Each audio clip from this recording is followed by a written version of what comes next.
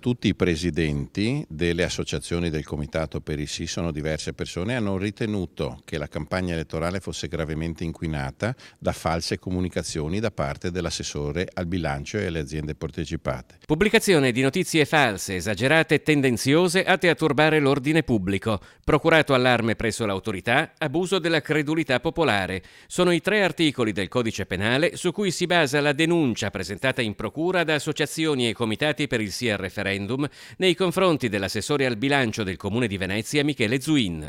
Le notizie false riguardano il casinò, il fallimento e le condizioni catastrofiche in cui verrebbe a trovarsi l'azienda, la CTV, aumento dei biglietti e anche questo condizioni di dissesto patrimoniale dell'azienda, e l'aumento delle tariffe Tari, dirette a dire avrete una situazione catastrofica se vi dividete, mentre dovete o astenervi o votare no, ma lui predica l'astensione in maniera da cercare. Questo è un inquinamento illecito della campagna elettorale. Secondo i proponenti, il referendum ha dovuto e sta dovendo superare boicottaggi di ogni tipo. Diversi cittadini ci hanno segnalato dei disservizi sugli uffici per il rilascio della tessera elettorale.